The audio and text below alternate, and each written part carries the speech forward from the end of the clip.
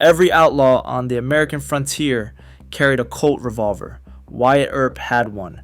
Doc Holliday had one. Jesse James had one.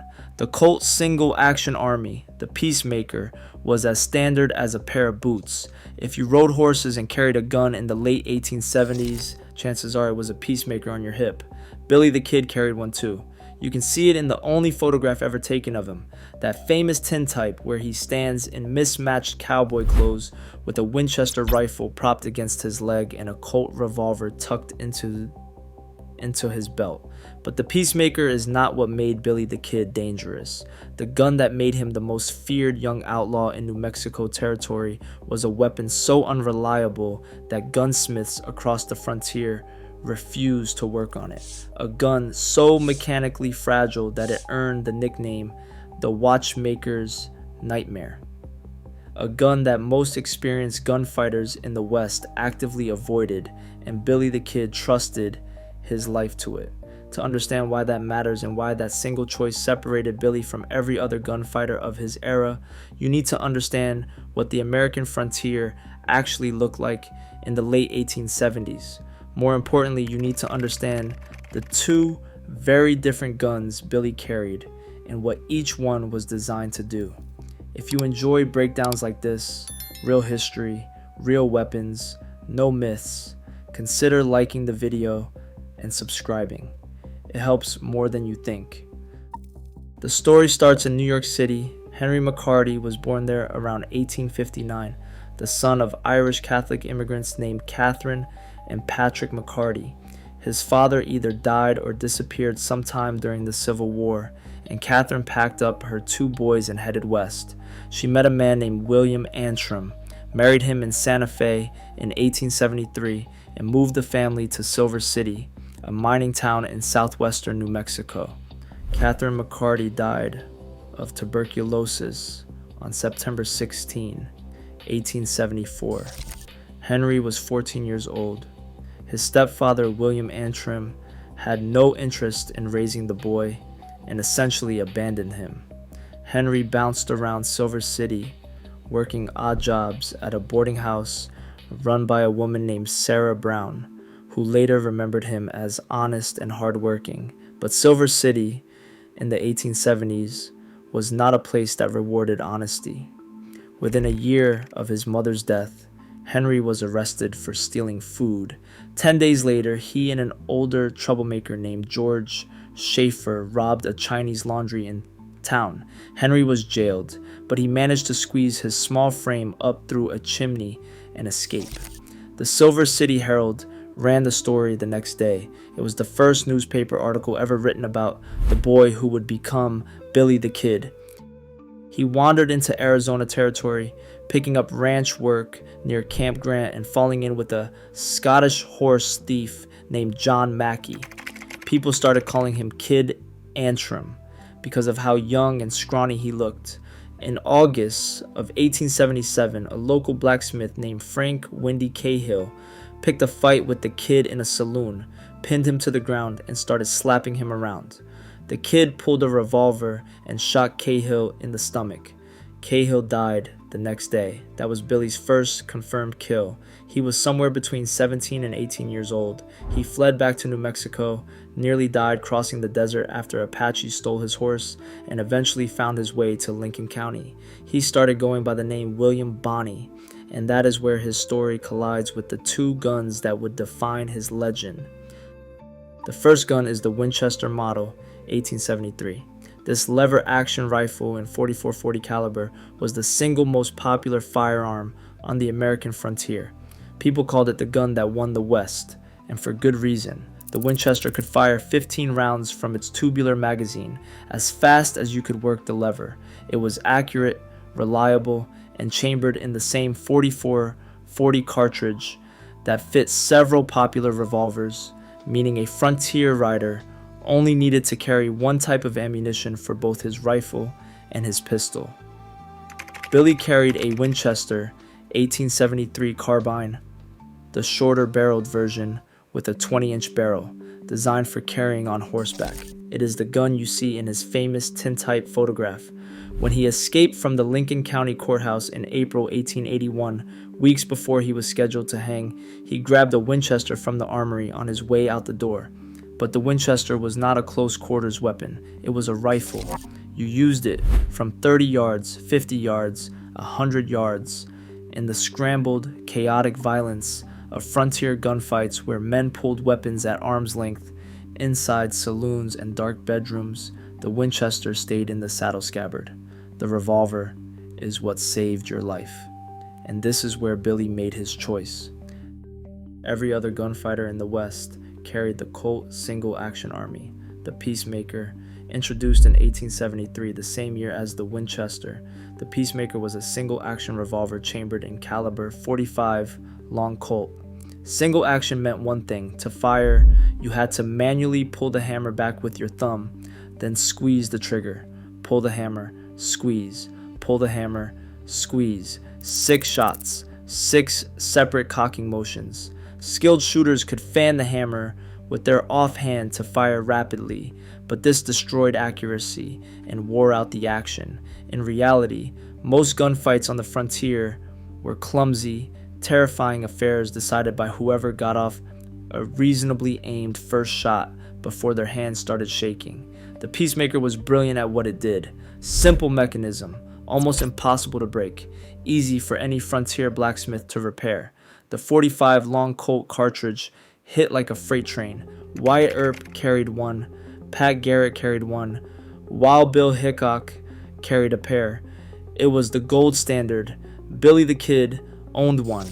He posed with one in his photograph, but it was not the gun he relied on when his life depended on it. In 1877, the same year Billy killed Frank Cahill in Arizona, the Colt Manufacturing Company in Hartford, Connecticut released something entirely new. They called it the double-action, self-cocking, central fire revolving pistol. That name was terrible, so a Colt distributor in Cincinnati named Benjamin Kittredge gave it a proper nickname. The .38 caliber version became the Lightning. The .41 caliber version became the Thunderer. Kittredge was the same man who had named the Single Action Army the Peacemaker years earlier. The man had a talent for selling guns. The Thunderer was designed by William Payson, one of the original designers of the Peacemaker itself. Externally, it looked like a scaled-down version of the Single Action Army, but with one crucial difference: a bird's head grip that curved down instead of the Peacemaker's plow handle shape, and an entirely new internal mechanism that allowed double action firing. The design made it feel different in hand. Double action changed everything. With the Thunderer, you did not need to cock the hammer before each shot. You simply pulled the trigger. The trigger pull both cocked and released the hammer in a single motion. Draw, point, squeeze. No thumbing the hammer, no extra movement. Just pull the trigger and the gun fires. Double action gave a clear advantage. In a frontier gunfight where the difference between living and dying often came down to a fraction of a second, that advantage was enormous. The first shot from a double action revolver was meaningfully faster than the first shot from a single action. You did not need to break your grip to reach for the hammer. You did not need a second hand to fan. You just pulled. That extra speed could be the difference between life and death, but the Thunderer had a fatal flaw, and it was a flaw so serious that it scared off nearly every serious gunfighter on the frontier. The flaw was real and dangerous. The internal mechanism that made double action possible was, to put it bluntly, a nightmare. The trigger had multiple humps and curves. The hammer mechanism was equally complicated, and the springs, especially the trigger spring, were prone to breaking. When the spring broke, the double action function died with it. The gun could still fire single action, thumb cocking each shot the old-fashioned way, but you had just lost the entire advantage you were carrying it for. This was a true nightmare for a man who relied on speed. Gun Digest later called it the worst double-action trigger mechanism ever made. Gunsmiths across the West called it the watchmaker's nightmare because the internal parts were so intricate and fiddly that repairing one required jeweler-level precision. Many gunsmiths simply refused to touch them. If your Thunderer broke in Tombstone or Dodge City, you might ride for days before finding someone willing to open it up.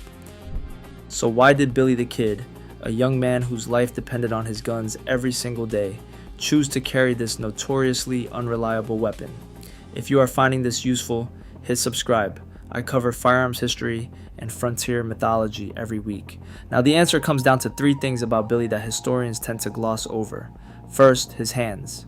Billy the Kid was small. Everyone who met him commented on it.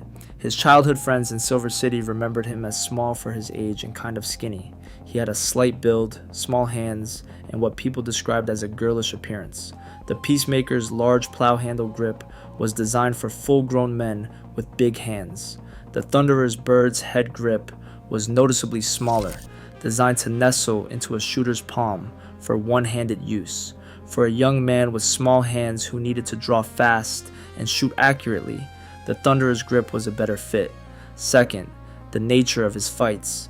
Billy the Kid did not fight at 100 yards across open ground. The violence in Lincoln County was close, sudden, and chaotic.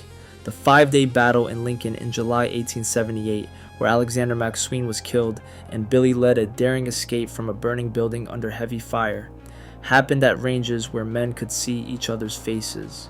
The ambush on Sheriff William Brady happened on a street in the town of Lincoln itself. The shootout at Blazer's Mill was a room-to-room brawl. In those situations, the double-action Thunderer's ability to fire a fast first shot without cocking the hammer was worth more than the Peacemaker's stopping power. Billy did not need a .45 caliber sledgehammer. He needed speed. The .41 caliber Thunderer delivered enough force to put a man down while giving Billy the quickest possible time from draw to fire. Third, Billy was young enough to not care about convention. The seasoned lawmen and gunfighters of the frontier had spent years with single-action revolvers. Their muscle memory, their training, their instincts were all built around the Peacemaker's mechanics. Switching to a new platform with a different trigger feel and a reputation for breaking was a risk they were not willing to take. Billy did not have decades of single-action muscle memory to unlearn. He came of age alongside the Thunderer. For him, it was not new technology. It was just his gun. He was not the only notable figure to carry one. Doc Holliday reportedly kept a nickel-plated Thunderer tucked in his waistband alongside his Peacemaker. John Wesley Hardin, the Texas gunfighter with more confirmed kills than almost anyone in the West, carried both Lightning and Thunderer models. But Billy is the one most associated with the .41 caliber Thunderer specifically. Multiple historical sources, including Pat Garrett's own account of killing him, confirm that the Thunderer was Billy's weapon of choice in his final years, and it was in his hand the night he died. On July 14, 1881, Pat Garrett was sitting in a dark bedroom at Pete Maxwell's ranch near Fort Sumner, New Mexico. Garrett had tracked Billy to this area after the kid's spectacular escape from the Lincoln County Courthouse 11 weeks earlier. During that escape, Billy had killed 2 deputies, grabbed weapons from the courthouse armory, and disappeared into the New Mexico countryside. Garrett was sitting on Maxwell's bed, talking to the rancher in the darkness when Billy the Kid walked through the door. The kid had come to Maxwell's house looking for food. He noticed unfamiliar figures on the porch outside, Garrett's deputies John Poe and Thomas McKinney, and stepped inside, asking in Spanish, "¿Quién es? ¿Quién es? Who is it? Who is it?" Garrett recognized Billy's voice in the darkness. Maxwell whispered, "That's him." Garrett drew the Colt Single Action Army he had taken from Billy Wilson, a member of the kid's own gang, and fired twice. The first bullet struck Billy in the chest. He fell to the floor and died almost immediately. Then came the detail that cemented the Thunderer's place in history. After the shooting, Garrett and his deputies searched the room. They found Billy's gun on the floor beside him. In his 1882 book, Pat Garrett described examining the weapon. He called it a self-cocker, caliber .41. It held 5 loaded cartridges and 1 spent shell, with the hammer resting on the empty chamber. This was common practice for safety, carrying 5 with the hammer down on an empty 6th chamber to prevent accidental discharge. A self-cocker in .41 caliber in 1881. That could only have been one gun, the Colt model 1877 Thunderer. There was no other American-made self-cocking revolver in .41 caliber available at that time. Billy the Kid died with the Thunderer in his hand, trying to identify the threat in the darkness before he could squeeze off a shot. The irony is thick enough to cut. The gun that gave Billy the fastest trigger in New Mexico could not help him in a pitch-black room against a man who was already aiming. Garrett's Peacemaker, the old reliable, the gun the Thunderer was supposed to outperform, is the one that ended the legend. But Garrett himself seemed to understand what the Thunderer represented. After killing Billy, Garrett kept several firearms as trophies. Among them was a gold-plated Colt Thunderer in .41 caliber given to him by friends at the El Paso Customs House around 1902. The man who killed Billy the Kid went on to carry the same model of gun that Billy had trusted his life to. The Winchester Model 1873 that Billy grabbed during his courthouse escape ended up in the hands of Joseph C. Lee, a prominent Roswell citizen. It was displayed at the New Mexico Military Institute for nearly 30 years. The gun that killed Billy, Garrett's Colt Single Action Army taken from Billy Wilson, sold at Bonham's auction house on August 27, 2021 for over $6 million. It set the world record for the highest price ever paid for a firearm at auction. The anonymous buyer placed their bid by phone. Meanwhile, the Thunderer itself, the actual .41 caliber Colt double action that Billy carried the night he died, disappeared into history. Multiple guns have been claimed as Billy's Thunderer over the years. Pulitzer Prize-winning author N. Scott Momaday purchased a .41 caliber Thunderer with a 2.5-inch barrel, which came with a notarized provenance letter connecting it to Billy. The Colt Manufacturing Company authenticated the gun as serial number 26048, shipped to a San Francisco distributor in May 1881, just weeks before Billy's death. But absolute proof remains elusive. What isn't elusive is the image. Billy the Kid carried two types of guns. The Winchester and the Peacemaker gave him the image. They are the guns in the photograph, the guns in the movies, the guns that sit behind glass in museums today. They made him look like every other outlaw of his era. But the Thunderer made him different. It was the gun that other men feared to carry. It was the gun that traded reliability for speed in a world where speed meant survival. It was the gun designed for the kind of sudden, violent, close-range encounters that defined Billy's short and bloody career. Every outlaw in the West had a Winchester and a Peacemaker.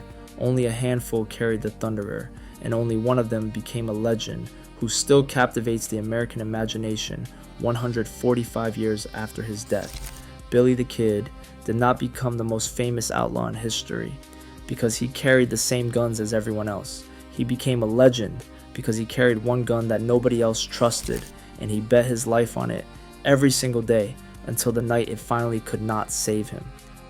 If you want to see which other forgotten firearms shaped the mythology of the Old West, that video is on screen now.